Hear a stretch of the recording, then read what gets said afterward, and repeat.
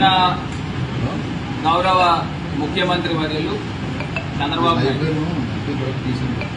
Polavaram project గురించి శ్వేతపత్రాన్ని release చేశారు.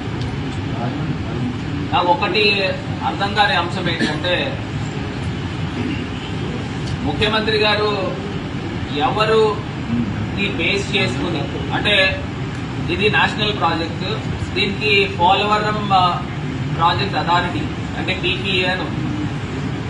దాంతోపాటు సిడబ్ల్యూసి, ఈ రెండు నేషనల్ ఇన్స్టిట్యూట్ ఉంది. ఈ పీపీఏ అథారిటీ దేనికి ఉందంటే, వైట్ పేపర్ కనుక రిలీజ్ చేయాలి అని అంటే పీపీఏ ఏమన్నా మీకు సిఫార్సు చేశారా? చంద్రబాబు నాయుడు గారు ఏ హోదాతో ఆయన వైట్ పేపర్ రిలీజ్ చేశారు నాకైతే అర్థం కాదు. అంటే పోలవరం ప్రాజెక్ట్ అథారిటీ ఏదైనా ఆథెంటిక్ గా సర్టిఫై చేసి 2014 నుంచి 19 దాకా చంద్రబాబు నాయుడు గారి హయాంలో ఇంత వర్క్ జరిగింది, 2019 నుంచి 24 దాకా జగన్మోహన్ రెడ్డి గారి హయాంలో ఇంత వర్క్ జరిగింది అని ఎక్కడైనా ఆథెంటిక్ గా ఇచ్చారా? ఈయనెవరండి రిలీజ్ చేయడానికి? రిలీజ్ చేసి నెపం తీసుకెళ్లి జగన్మోహన్ రెడ్డి గారి పైన నెట్గా ఉంది. నేను ఇవాళ పోలవరం ప్రాజెక్టు గురించి నేను గతంలో కూడా చెప్పా, మేము అధికారంలో ఉన్నప్పుడు, ఇప్పుడు మేము ప్రతిపక్షంలో ఉండి కూడా చెప్తా ఉన్నాం. మీరు ఆంధ్రప్రదేశ్ వ్యాప్తంగా లేకపోతే మీరు నిపుణులను ఎవరు తెచ్చుకుంటారో తెచ్చుకోండి, నేను వస్తాను, ఓపెన్ డిబేట్కి వస్తాను. ఓపెన్ డిబేట్కి వచ్చి మీరు ఏం నిర్వాకాలు చేశారు, మేమేం చేశామనే దాని గురించి చర్చిద్దాం. నేను ఇవాళ చెప్తా ఉన్నా, ఇదే చంద్రబాబు నాయుడు గారు ఎంత దుర్మార్గంగా పోలవరం ప్రాజెక్ట్ అథారిటీని కూడా పక్కన పెట్టి, వాళ్ళు ఇచ్చిన ప్రోటోకాల్స్ కూడా పక్కన పెట్టి, ఆయన ఒక నవయుగ కంపెనీకి ఒక కంపెనీకి వాళ్ళు నామినేటెడ్ నవయుగాకి ఇవ్వడం జరిగింది. ఇచ్చినప్పుడు వాళ్ళు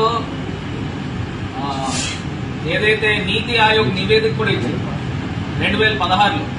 స్టేట్ గవర్నమెంట్, అప్పుడున్న స్టేట్ గవర్నమెంట్ మాకు నేషనల్ ప్రాజెక్ట్ మాకు అప్పచెప్పండి, మేము నిర్వహిస్తాము అని చెప్పి నీతి ఆయోగ్ లో 2016 రిపోర్ట్లో కూడా ఉంది. ఇదే చంద్రబాబు నాయుడు గారు నేషనల్ ప్రాజెక్టు వాళ్ళు వదిలేసి ఉంటే ఈ వాటి కంప్లీట్ అయ్యేది కదా. ఈయన ప్రోటోకాల్ ఫాలో కాకుండా ఈయన వర్క్ చేసిన విధానం గురించి ఒక 2 నిమిషాలు ఎక్స్ప్లెయిన్ చేస్తాం. ప్రధానంగా ఫస్ట్ నదిని డైవర్ట్ చేస్తాం, పోలవరం దగ్గర నదిని డైవర్ట్ చేసి అక్కడ ఈసీఆర్ఎఫ్ డ్యామ్ కట్టాలి. కట్టి అది అప్రోచ్ ఛానల్ మీదుగా, స్పిల్వే మీదుగా, స్పిల్ ఛానల్ మీదుగా నదిని డైవర్ట్ చేయాలి. ఫస్ట్ వీళ్ళు చేయాల్సిన కార్యక్రమం ఏంటండి, first approach channel, spillway, spill channel, hydraulic gates పెట్టిన తర్వాత ఆ ప్రాసెస్ కంప్లీట్ అయిన తర్వాత అప్పుడు ఈసీఆర్ఎఫ్ డ్యామ్ కట్టే ముందు coffer dam, up stream coffer dam నిర్మాణం చేయాలి. దాని తర్వాత డౌన్ స్ట్రీమ్ కాఫర్ డ్యామ్ నిర్మాణం చేయాలి. ఈ 2 కాఫర్ డ్యామ్లకి మధ్యలో ఉన్నది ఈసీఆర్ఎఫ్ డ్యామ్, అక్కడ నిర్మాణం చేస్తారు. ఆ ఈసీఆర్ఎఫ్ డ్యామ్ కిందన ఉండేదే డయాఫ్రమ్ వాల్. ఆ డయాఫ్రమ్ వాల్ అంటే ఫౌండేషన్, కిందన రాతి నేల తగిలేదాకా అది 50 మీటర్లు ఉండొచ్చు, 100 మీటర్లు ఉండొచ్చు, ఎంత కిందకైనా వెళ్లి ఆ డయాఫ్రమ్ వాల్ ని నిలబెట్టిన తర్వాత అప్పుడు ఈసీఆర్ఎఫ్ డ్యామ్ దానిపై నిర్మాణం చేయాలి. ఇది ప్రోటోకాల్. ఎవరిని పోలవరం ప్రాజెక్ట్ అథారిటీని అడిగినా వీళ్ళు ఎవరైనా చెప్పేదే ఇది.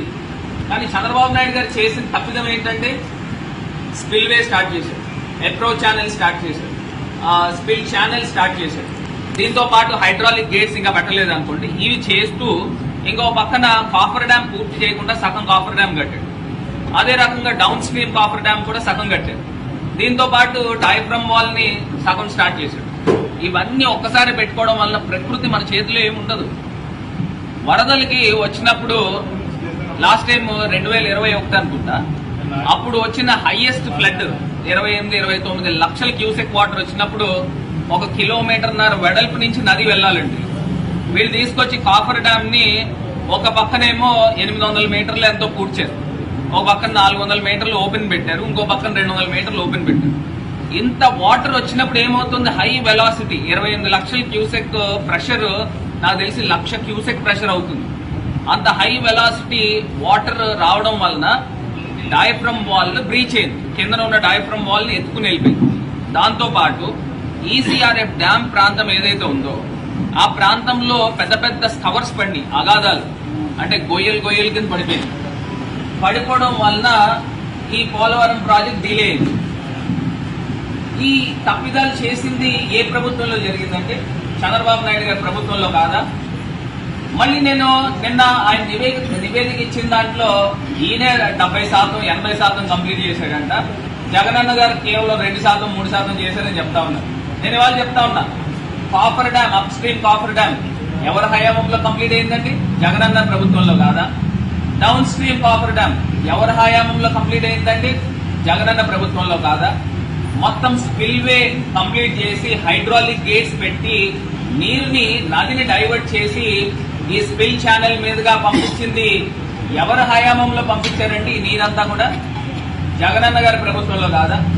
మరి ఇన్ని కంప్లీషన్ చేసిన ప్రభుత్వం జగనన్న గారి ప్రభుత్వం అయితే కేవలం జగనన్న 4% కంప్లీట్ చేశాడు, 5% కంప్లీట్ చేశాడని తప్పుడు లెక్కలు ఇస్తా ఉన్నారు.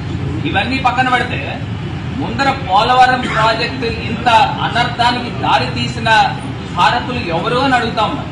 చంద్రబాబు నాయుడు గారు కాదా అని అడుగుతా ఉన్నారు. మరి ఇన్ని అబద్దాలు చెప్తూ ఇవాళ ప్రజల్ని మోసం చేసే కార్యక్రమం చేస్తాం.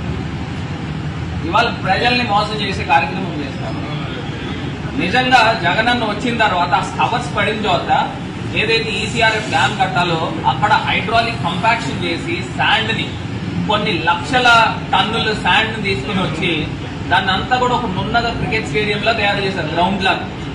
దానిపైన అప్పుడు ఈసీఆర్ఎఫ్ డ్యామ్ కట్టాలి.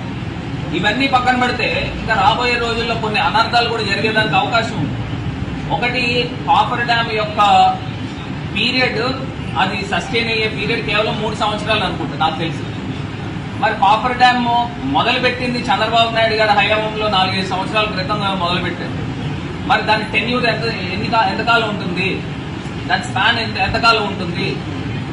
మళ్ళీ కాఫర్ డ్యామ్, ఇప్పుడు ఈసీఆర్ఎఫ్ డ్యామ్ కింద ఉన్న డయాఫ్రమ్ వాల్ ఇప్పుడు దాకా కేంద్ర ప్రభుత్వం నిర్ణయం తీసుకోవాలా అంటే ఇంకొక డయాఫ్రమ్ వాల్ కట్టాలా అక్కర్లేదా అనే దానిపైన నిర్ణయం